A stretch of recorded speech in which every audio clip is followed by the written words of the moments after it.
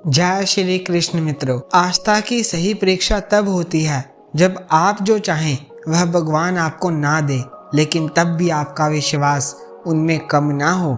नमस्कार साथियों, स्वागत है आपका व्यापारी बनो चैनल पर, जहां मिलते हैं आपको एजुकेशनल, स्पिरिचुअल और मोटिवेशनल वीडियोस। आप सुन रहे हैं श्रीमद् भगवद गीता की एक शानदार सीरीज जिसका नाम है गीता का ज्ञान। और आज हम जानेंगे श्रीमद् भगवद गीता के 15वें अध्याय से क्या सीखा जा सकता है। इस वीडियो में हम बात करेंगे 15वें अध्याय की बहुत ही सरल भाषा और बहुत ही आसान से शब्दों में। श्रीमद् भगवद गीता के 14वें अध्याय में हमने जाना कि किस तरह से हमारा स्वभाव और यह संसार 3 गुणों में बटा हुआ है। यह 3 गुण क्या हैं, इनका हमारे जीवन पर क्या प्रभाव पड़ता है। श्रीमद् भगवद गीता के 15वें अध्याय में हम जानेंगे कि किस प्रकार से यह दुनिया एक भ्रम जाल है, कैसे हम इनमें उलझकर रह जाते हैं और कैसे इस भ्रम और उलझन से निकलकर हम अपने लक्ष्य को प्राप्त कर सकते हैं। तो चलिए विस्तार से जानते हैं श्रीमद् भगवद गीता के 15वें अध्याय से मिलने वाली सीख और शिक्षाओं के बारे में। मित्रों, इस अध्याय में श्री कृष्ण अर्जुन को संसार के प्रति वृत्त विकसित करने में उसकी सहायता करने के लिए उसे भौतिक संसार की प्रकृति को उनको बहुत ही खूब तरीके से समझाते हैं। वे भौतिक संसार की तुलना ऊपर से नीचे अश्वत्थ बरगद के पेड़ के रूप में करते हैं। देहधारी आत्मा इस वृक्ष की उत्पत्ति के स्रोत हैं और यह कब से अस्तित्व में है और यह कैसे बढ़ रहा है, इसको समझे बिना एक जन्म से दूसरे जन्म में इस वृक्ष की शाखाओं के ऊपर नीचे घूमती रहती है। इस वृक्ष की जड़ें ऊपर की ओर होती हैं क्योंकि इसका स्रोत भगवान में है। वेदों में वर्णित सकाम कर्म फल इसके पत्तों के समान है। इस वृक्ष को प्रकृति शक्ति 3 गुणा से सिंचा जाता है। यह गुण इंद्रिय विषय को जन्म देते हैं जो कि वृक्ष के ऊपर लगी कल्पनाओं के समान है। इस अध्याय के प्रथम श्लोक में भगवान श्री कृष्ण कहते हैं, पुरुषोत्तम भगवान ने ऐसा कहा है कि शाश्वत अश्व वृक्ष जड़ें ऊपर की ओर तथा इसकी शाखाएं नीचे की ओर होती हैं। इसके पत्ते वैदिक स्तोत्र हैं और जो इस वृक्ष के रहस्य को जान लेता है उसे वेदों का ज्ञाता कहते हैं। भगवान श्री कृष्ण इस संसार की तुलना एक बरगद के पेड़ के साथ करते हैं। वह कहते हैं, अर्जुन, ऊपर की तरफ परमात्मा जिसका मूल है, नीचे प्रकृति जिसकी शाखाएं हैं। ऐसी संसारी रूप बरगद के वृक्ष को अविनाशी कहा जाता है। मित्रों, भगवान दोनों को अविनाशी बताते हैं। एक तो यह संसार रूपी वृक्ष अविनाशी है और दूसरा उससे भी परे परम अविनाशी है, वह है परमात्मा। वे जो इस अविनाशी संसार के पेड़ के पत्ते कहे गए हैं। अब आप कहेंगे कि वेदों को पत्ते क्यों कहा गया है, तो वह इसीलिए क्योंकि भटकते भटकते हम जिस अंतिम जन्म को लेते हैं वहां से हमें वेद के वो चांद जो हमारा कल्याण करते हैं वह हमें प्रेरणा देते हैं। जो इस संसार रूपी वृक्ष को जान लेता है वह वेदों को जान लेता है। कहने का तात्पर्य यह है कि संसार को जो पूर्ण रूप से जान लेता है, विदित कर लेता है, वही वेदों का ज्ञाता होता है। कि वो जो वेदों को सिर्फ पढ़ता रहता है क्योंकि पढ़ने से उसे सिर्फ प्रेरणा मिलती है, लेकिन जब आप उस रास्ते पर चलेंगे तो आप इस संसार को समझ पाएंगे और अपने होने का उद्देश्य समझ पाएंगे। कहने का मतलब यह है कि जो संसार रूपी बरगद का उल्टा पेड़ है, इस 3 गुण जो बताए गए हैं, सत, रज और तम, इन गुणा के द्वारा यह ऊपर नीचे हर तरफ फैली हुई है।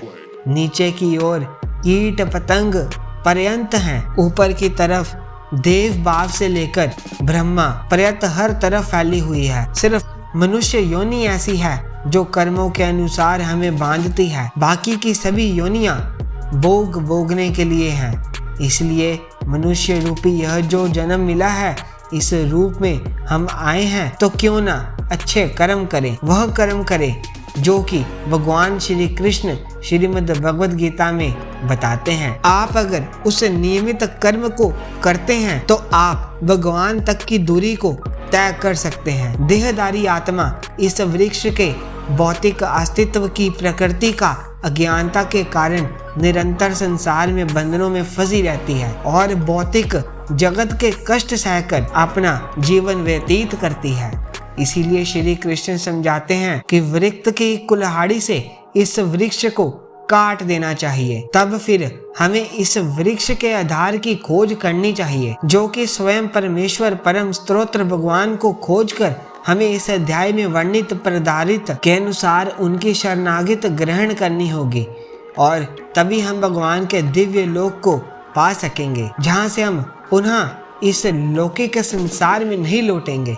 श्री कृष्ण आगे वर्णन करते हैं उनका अंश होने के कारण इस संसार में जीवित आत्माएं किस प्रकार से दिव्य हैं, किंतु माया शक्ति के बंधन के कारण वे मन सहित 6 इंद्रियों के साथ संघर्ष करती रहती हैं। वे स्पष्ट कहते हैं कि यद्यपि आत्मा दिव्य है, किंतु फिर भी वह किस प्रकार से विषयों के भोग का आनंद लेती हैं।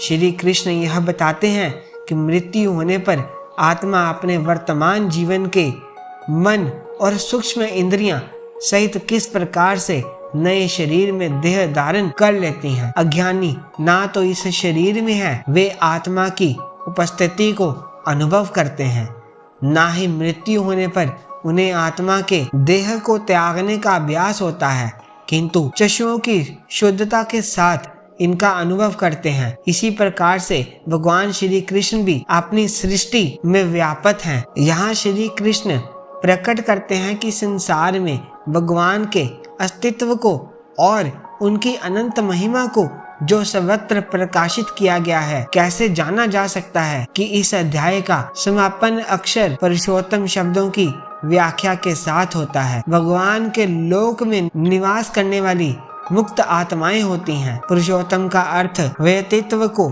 संसार का नमक और निवारक विनाशकारी और अविनाशी पदार्थों के परे है। हमें अपना स्वार्थ उस पर नुशावर करते हुए उनकी आराधना करनी चाहिए। श्री कृष्ण कहते हैं कि इस पेड़ की शाखों के अंत में नई कंपैलन मनुष्य की इच्छाओं को दिखाती है। यह पेड़ हर दिशा में इस तरह से बड़ा रहता है, ज्ञान के अनुभव में मनुष्य इसमें उलझकर रह जाता है। जो इस पेड़ के रहस्य को जान लेता है वह परम ब्रह्म को प्राप्त हो जाता है। इसीलिए इस माया वाले जीवन रूपी बरगद के पेड़ को ज्ञान की कुल्हाड़ी से काटकर उचित योग का पालन करके उसे परम ब्रह्म को ढूंढना चाहिए, और जिसका मोह, मान, सम्मान, अपमान सभी नष्ट हो गए हैं और बुद्धि स्थिर हो गई है, वह पुरुष उससे मुक्ति पा सकता है और मुक्ति पाकर परम पद को वह पुरुष प्राप्त होता है, और कोई भी सूरज उसको रोशन नहीं कर सकता, क्योंकि वह मेरे परम धाम में है। हे अर्जुन, यह जान लो, मैं सूर्य के तेज के समान हूँ जो पूरे ब्रह्मांड को प्रकाशित करता है। सूर्य का तेज और अग्नि दीप्त मुझसे ही उत्पन्न होती है। पृथ्वी पर व्यापक रहकर मैं सभी जीवन को अपनी शक्ति से पोषित करता हूँ। चंद्रमा के रूप में मैं सभी पेड़ पौधों और वनस्पतियों को जीवन रस प्रदान करता हूँ। मैं सभी जीवों के उदर में पाचन की अग्नि के रूप में रहता हूँ। भीतरी श्वास से मैं भोजन को मिलता हूँ और पचाता हूँ। मैं समस्त जीवन के हृदय में निवास करता हूँ और मुझसे ही स्मृति, ज्ञान, विस्मृति आती है। केवल मैं ही सभी वेदों द्वारा जानने योग्य हूँ। मैं वेदांत का रचयिता हूँ और वेदों का अर्थ जान लेने वाला मैं ही हूँ। अर्जुन, इस मानव शरीर में आत्मा मेरा ही अंश है और यह आत्मा ही मनुष्य के बाद दूसरे शरीर में चली जाती है। यह शरीर कान, आंख, त्वचा, जीभ, नाक और मन से इंद्रियों का, वासनाओं का सेवन करता है। यह केवल ज्ञानी ही मानता है कि इस संसार में शरीर नाशवान है। आत्मा अविनाशी है और इन सब में सबसे श्रेष्ठ है परमात्मा, जो कि सब लोगों का पालन पोषण करता है। इसीलिए मैं ही पुरुषोत्तम हूँ। इस अध्याय के अंतिम श्लोक में भगवान कहते हैं, हे अर्जुन, मैंने तुम्हें वैदिक ज्ञातों का ज्ञान दिया है, यानी कि बहुत ही गुप्त और गोपनीय सिद्धांत समझाया है। इसे समझकर मनुष्य प्रबुद्ध हो जाता है और अपने प्रयासों में परिपूर्ण हो जाता है। साथियों, इस अध्याय में हमने जाना कि जिंदगी में बहुत बार हमें उस चीजों के पीछे भागना पड़ता है जो हमें नहीं मिलती, जिसको हासिल करके भी हमारी इच्छाएं खत्म नहीं होती। हम जितनी इच्छाएं पूरी करती रहते हैं उतनी ही और बढ़ जाती है। अगर हम धन की प्राप्ति की इच्छा करते हैं तो धन मिलने पर भी हमें और ज़्यादा लालसा होती है और हमें और ज़्यादा धन चाहिए। मान सम्मान और ताकत प्राप्त होने पर भी अधिक अपने की इच्छा होती है। इसीलिए उसे संसार को जीवन में कुछ बड़ा करना है, उसको अपने निश्चय से उन्हें इच्छाओं के जाल को काट देना चाहिए। तभी वह इस ब्रह्म और लालसा वाले पेड़ के शाखाओं से मुक्त होकर परमात्मा को, यानी कि अपने जीवन को, लक्ष्य को सफलता से प्राप्त कर सकेगा। मित्रों, श्रीमद् भगवद गीता के इस अध्याय से आपने बहुत कुछ सीखा होगा। अगर कोई त्रुटि हुई हो मुझसे तो कृपा करके मुझे माफ़ कर दीजिएगा और कमेंट में जय श्री कृष्ण लिखना ना भूलिएगा। इस वीडियो को लाइक करके चैनल को सब्सक्राइब भी कर दीजिएगा। भगवान श्री कृष्ण आपको हमेशा प्रसन्न रखे। राधे राधे।